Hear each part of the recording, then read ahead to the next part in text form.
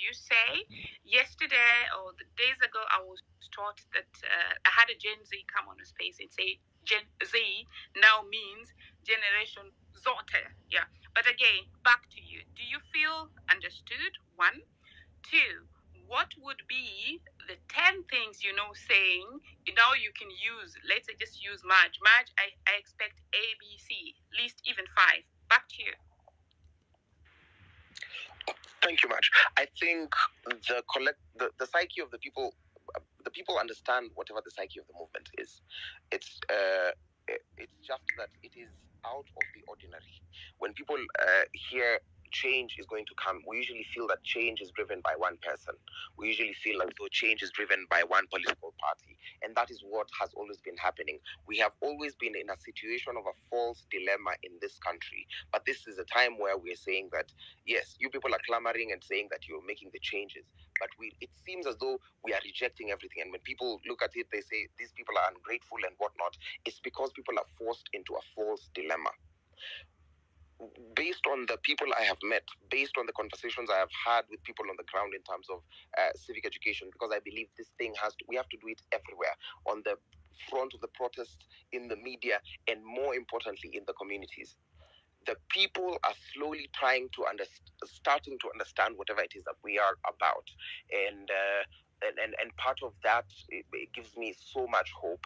But then if we all do not play our parts in being very vocal about this and owning this, if we allow ourselves to fall back to the traditional false dilemma that we always are, and we're like, so only one name has to rise out of a movement, we run the risk of cheapening what this thing is. Because even if you see whatever is happening currently, people are trying to shift the conversation from the issues to individuals. And I'm very happy that the people understand this, but also the government is doing, and the establishment, if I may, is doing its best to ensure that people are still misinformed, and people still they're trying to make it look as though it's government versus opposition. And even if you see the way people present the wording, they're like it's anti-government or whatever, those kinds of things. But luckily the people are kind of seeing through the ruse. It's still work in progress that needs to be done, and it's a change that's going to come either way, because the young people who are leaderless, tribeless, fearless, understand what this cause is about, and I know that we will bring about and midwife this change.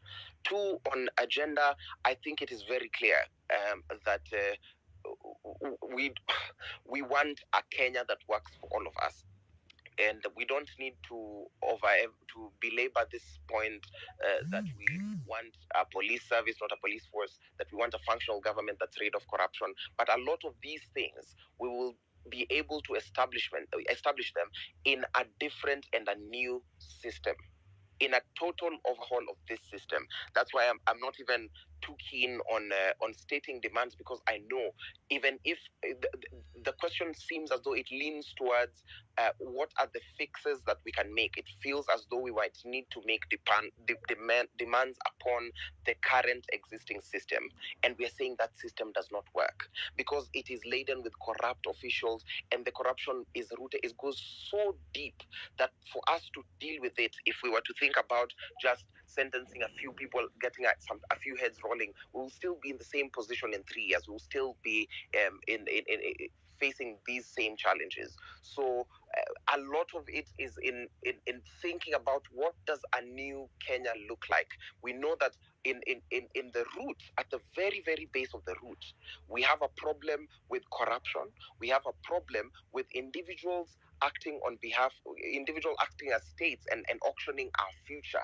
We have a problem with bad governance and lack of accountability. These 4 things explain all the problems, all the lists which we could talk about. But the only way we deal with them at the root level is by actualizing Nane Nane and saying we are inviting the whole country to rethink what leadership looks like, what governance looks like, what public healthcare looks like, what finance looks like, what debt looks like for this country. So I think limiting it to a few reforms would seem as though we are petitioning the existing system. We're asking our oppressor to find different ways to oppress us. Thank you. Thanks so much, Casmel. That's really well noted, and the point has arrived home. I would like to say that I think days ago there was an interview you did and you were mistreated. I would like to state that this is a safe space and nobody's going to ask questions that are leading towards narratives that we do not know who is pushing for. This is a safe space to every speaker coming to speak. Even if you're asked a question, feel free to only answer questions that you want to answer. No. As we move on, Professor, kindly take onto the mic. There's an important question I wanted to put your way. The last few days, I've been seeing a lot of bashing going on of youths who are assumed to be, trying to make money, and then there's something like, paid activism. So, how can we also inform people that, for example, Amnesty International has employees, and all these employees are employed. As a very respectable senior citizen of the country, I believe you've also seen these things go on. What steps can we take to also educate and avoid such scenarios, because they have been really demoralizing the young people? There's a lady who shared a photo of a fridge, what's it called, magnet, and all hell broke loose. So there are people fighting for change, but the people are jobless. But anytime they see somebody who has an idea that could bring in money, it's already just being pushed back. Over to you, Professor.